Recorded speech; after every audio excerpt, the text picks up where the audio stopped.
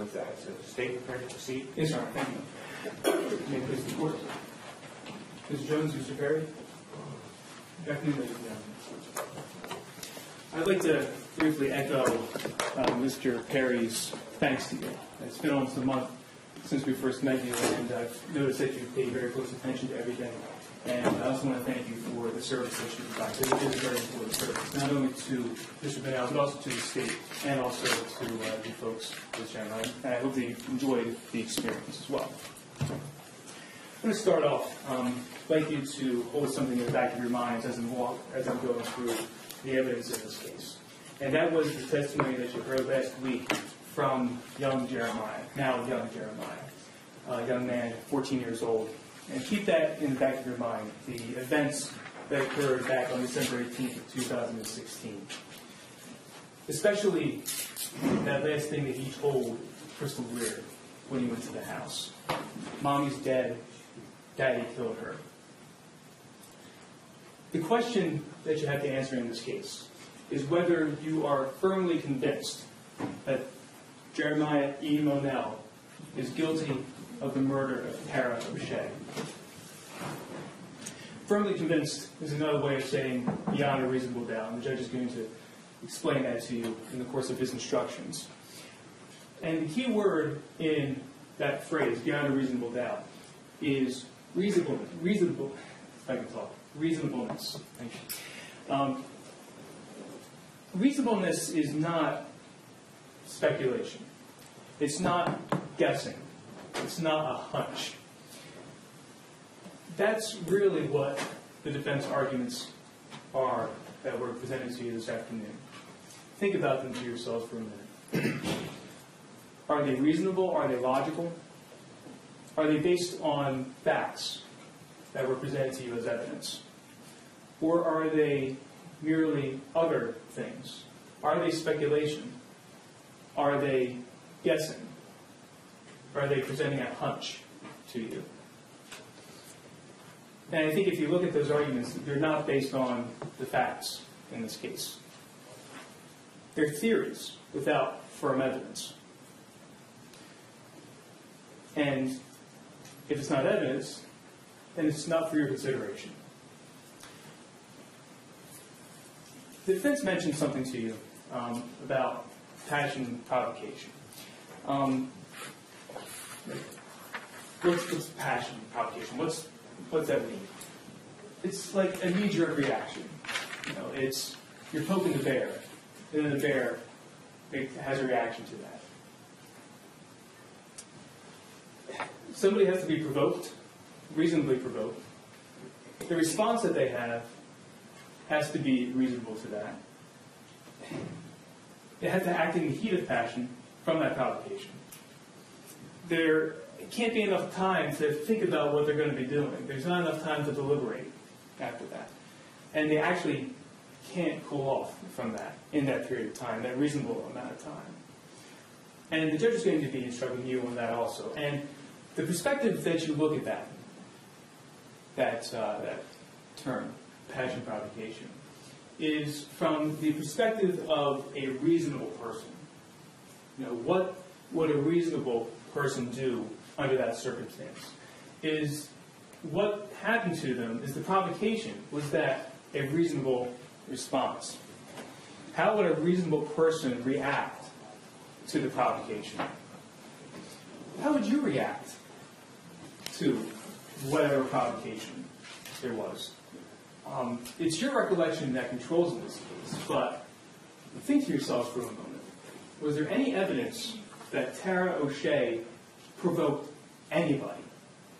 That she said anything to anybody to deserve what happened to her?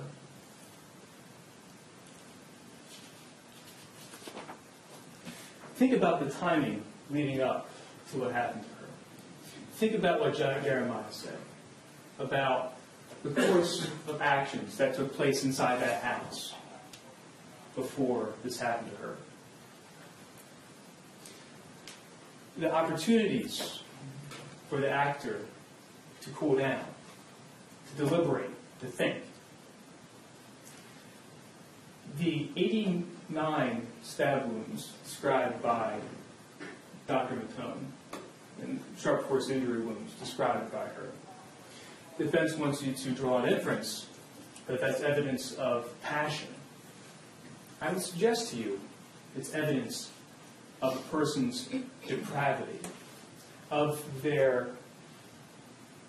state of mind, of a vile and horrible and inhuman action. That it's evidence of torture, that it's evidence of an aggravated assault. That's what it's evidence of. The judge will also tell you that words alone, words by themselves, cannot constitute provocation. That there has to be something else that goes along with that in order for somebody to have some kind of reaction, a knee-jerk reaction. But the evidence here shows that this did not happen in the moment of something. This didn't happen all of a sudden. The evidence shows that there was a plan, that there was a calculation. There was deliberation on the part of the defendant. The purpose of the defendant's actions here are clear: to cause death. It's not as though his actions were reckless. It's not as though that there was some kind of indifference to what would happen. It's not as though he didn't care what would happen. 89 sharp force injury wounds, a slash to the throat. That's purpose, pure and simple. That's murder, pure and simple. So how are you to determine what the evidence is in this case? Kind of pick up where I left off when I was doing my opening statement to you folks. The common sense. That thing that you use day in and day out. Since the smarter of the two of us is my wife, I asked her, can you put that in layman's terms to me? Because I think like a lawyer, she thinks like a real person. She came up with something great. It's the ability to look at something and to understand something and to judge something that's shared by ordinary folks. Right? That's exactly who you folks are. You're ordinary people that come in to look at the evidence, to understand it, and to judge it. And it's like a form of logic, that you use day in and day out. And that's something that's shared among you. That's why you're sitting here looking at this. And the question again, does your common sense tell you, does it leave you firmly convinced that the defendant is guilty? And what exactly is the evidence that we're looking at here? It's both direct evidence and circumstantial evidence. And the judge is going to explain those concepts to you. Direct evidence being, I saw this happen. Circumstantial evidence being something else that leads you to the conclusion that it happened. And some of that evidence was the forensics that we talked about and the evidence that was presented to you in this case, some of those experts. First, DNA. Right? Certainly, Tara's DNA was here. It was present. It was a graphic scene. But how is the defendant linked to this crime scene? First, let's talk about those genes that were taken. That were found in the center room inside of the trailer. Okay. Remember some of the testimony that you heard. The defendant hadn't been around since April of 2016.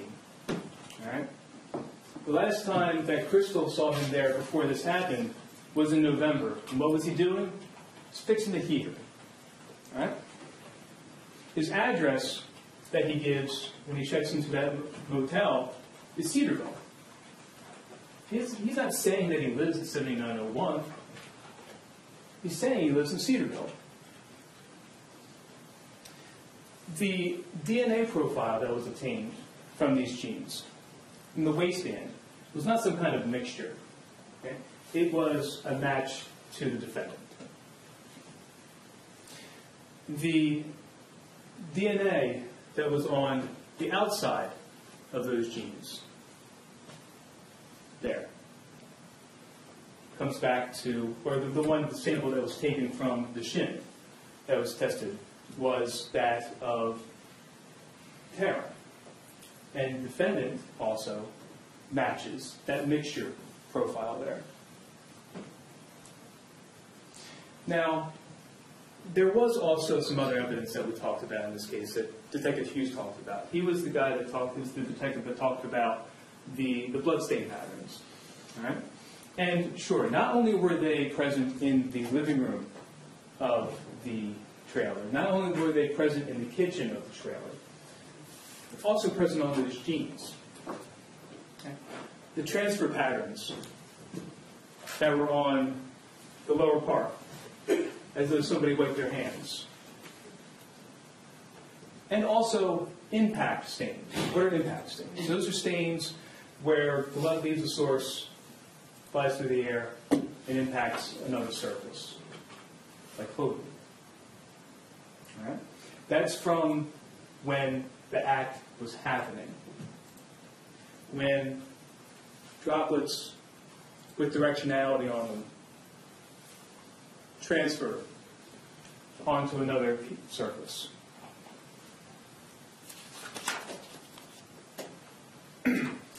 There are also cigarettes. Yes, there were a number of cigarettes that were found outside. There was evidence that was presented that the defendant smokes Marlboro menthols. What's found on him when Detective Hughes catalogs his evidence from when he was arrested, when the defendant was arrested? Marlboro menthols. What was found outside at the scene? Marlboro with a green label, marked as MH3. All right? Where was that found? Looking through the house, right outside, right on the sidewalk. What does young Jeremiah say his dad was doing right after he killed his mom? Smoking in the kitchen. He leaves the house, discards the cigarette. A reasonable inference that you folks can draw based on the facts and the evidence in the case. And whose DNA was found on MH3, also known as S62? The defendant's.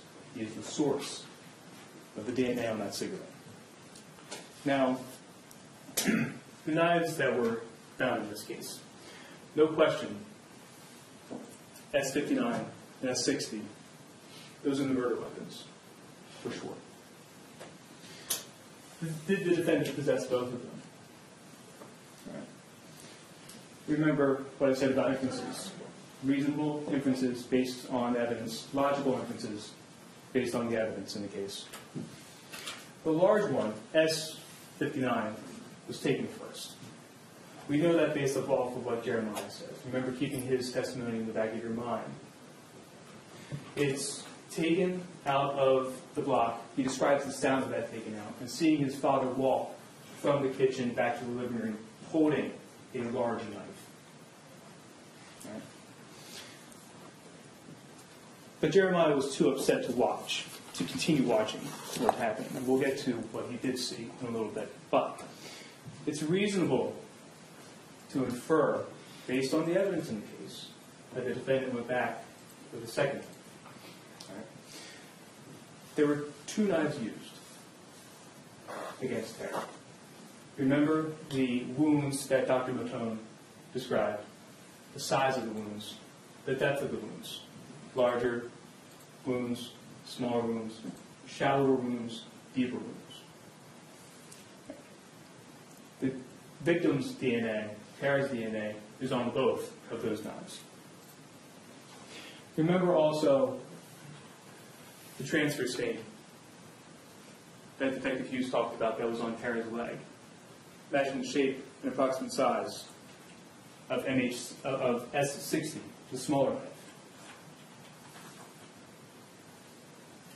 And also the damage to S59, the larger knife. When the defendant was plunging that knife into the victim, it became damaged. Could he have continued on his depraved act with that knife? No. He had to go find another one to finish his work. Remember that partial print that was found on top of the refrigerator? It was marked as MH11. Remember that swab was taken from that, submitted to the laboratory. Tara is the source. Her blood is the source of that print.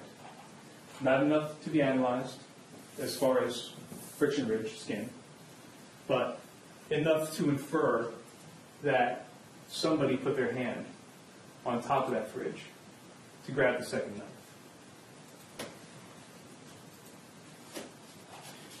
Think also and remember also about these two saturation stains, the void that was left there.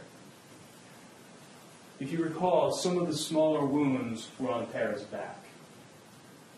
It's reasonable to infer Tara was on her side with blood pouring from those larger wounds when the defendant came back with that smaller knife to inflict those smaller wounds on her back.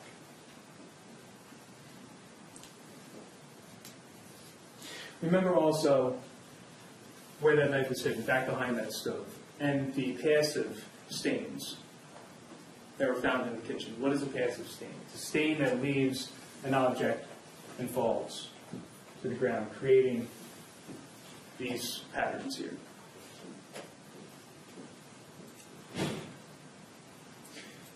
They were eventually hidden behind the stove in the location there, secreted, hoping no one would find them. And let's talk about this print here. In the victim's blood, the difference, if you recall Sergeant Crane talking about, latent print versus patent print. Latent print, put my finger here, I don't see anything, I dust it with something, you see the print image. Patent print is when you have something on your fingers, on your palm, grease, mud, blood, and that comes in contact with another surface, leaving the blood on that surface with the friction-rich skin detail. Sergeant Crane looked at this. Weeks later, he looks at the defendant's print. 25 points of identification, at least, unique individual points of identification, leading to a reasonable probability that it's the defendant's print on the handle of that knife. Now, we also will be talking about, the judge will be instructing you on flight and what you can conclude from the defendant's actions after the crime has occurred. He'll tell you that merely leaving the scene is not evidence of guilt. Just because you left somewhere doesn't mean that you committed a crime where you left from. However, more is needed.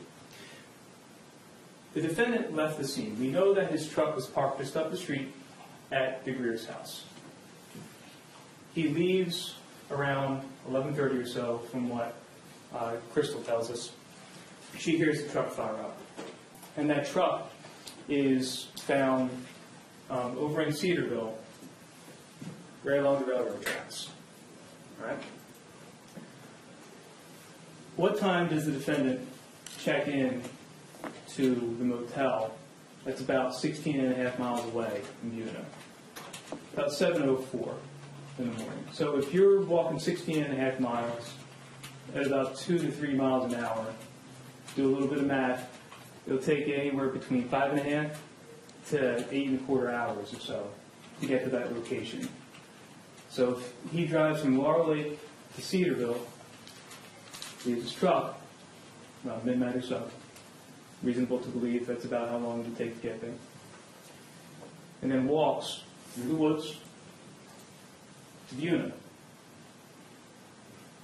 Well within that time frame, he could have arrived after walking that distance. And what was the condition of this truck when it was found? It was locked. The state police, when they found this the morning, or on the 20th, it was locked. They flooded the area. There was nobody around. Nobody came to get this truck. Nobody was notified to come get this truck. State police, they didn't get notification. There's no indication they got notification that, hey, my truck's out on the railroad tracks. I need help. No indication that this truck was stolen and left out on the railroad tracks.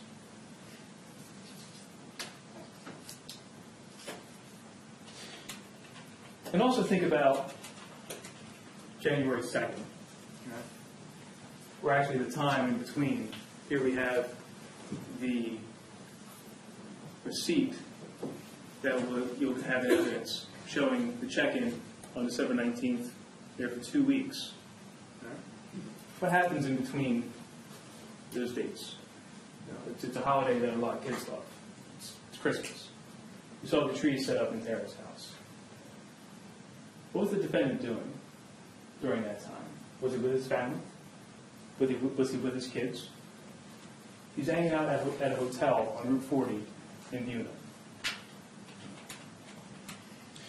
And he's also making preparations for a much longer stay somewhere else. He is found a short distance from that concrete plant. He calls his father shortly after he's arrested, and he says, "Hey, Dad, I need you to go out to this spot. I need you to get my keys." What's the dad do? He goes out, gets the keys. What's he find with the keys? But a bag with survival. Well, he would need to survive out there. A couple of propane canisters, one with a burner, some cold medicine. He also had some cold medicine, you would recall, when he was arrested. Some sunglasses to help disguise himself. And also some scent-away spray.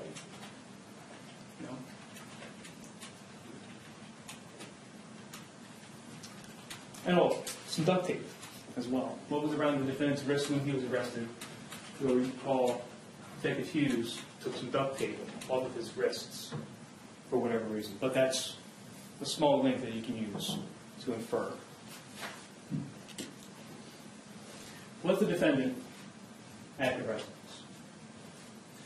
There's evidence to show that he was, other than the forensic evidence. We have Crystal Greer saying that Tara was at her house and the defendant arrived.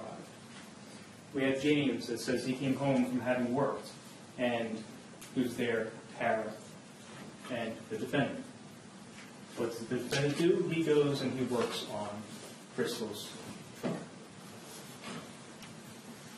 We have young Jeremiah that says his dad was outside working on the truck. Later that night, we have Paige and Heather walking their dogs, saying that the defendant was yelling at Tara outside of the house. Now, it's the state's obligation in this case to prove beyond a reasonable doubt what happened, who did it, when it happened, where it happened, and how it happened. The state does not need to prove why it happened. At no point will the judge tell you that the state needs to prove a motive beyond a reasonable doubt. But you can, if there is evidence of a motive, consider it. It's something that you can use to decide whether the defendant is the individual that committed this crime. Something you can infer. Yes, the defendant and Tara were separated at the time. But what would happen when Jeremiah, young Jeremiah, would get dropped off to see his dad? What's your mom up to? Who's she talking to? Who she's with? Who is she with? Remember the words that the defendant was saying to Tara while they were outside of the trailer that night before she was killed. Remember the names that he was calling her, the offensive names that he was calling her, and the manner in which he was saying those words to her. They're separated, but he's still jealous. If the defendant couldn't have her, then nobody could. There's no evidence of any kind of provocation that Tara did to Jeremiah. The evidence shows that the act was a deliberate choosing on his part. And the most compelling evidence that shows that is exactly what happened about this time 1 week ago. You can bring that testimony to the front of your minds now. Young Jeremiah sat up there and told you what happened that night. That his dad was working on his mom's car. At some point, he sees his mom and dad outside. Sometime after that, she comes in. She gets into the shower. After that, the defendant comes in, sits on the couch, and is on his phone. After that, his dad goes back to Sarah, who's laying down. While he's back there, Tara comes out of the shower and goes to lay down on the couch. And Jeremiah goes out to her and says, "Good night, I love you," for the last time.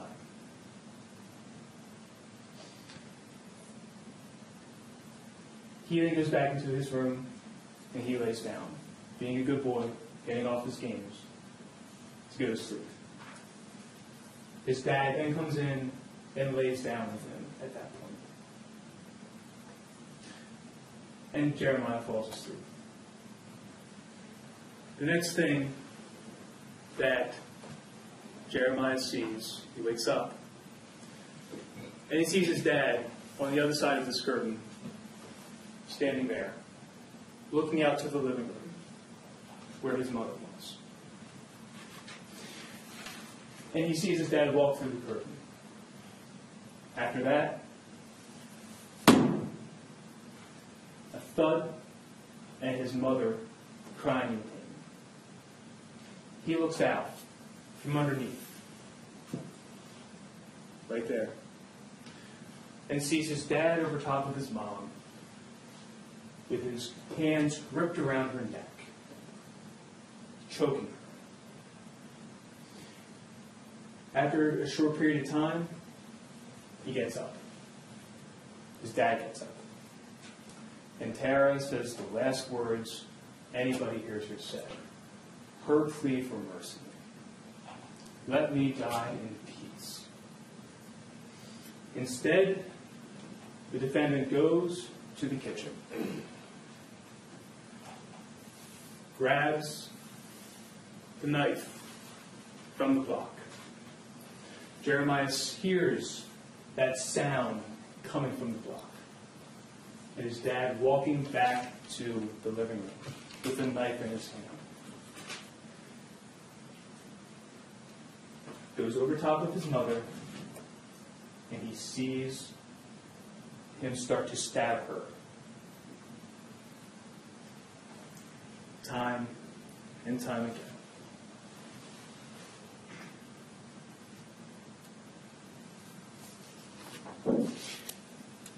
Jeremiah can do nothing but retreat to his bed and cry.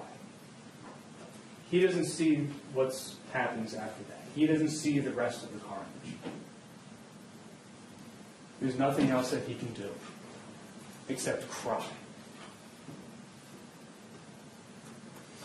After that, he sees his dad smoking a cigarette in the kitchen.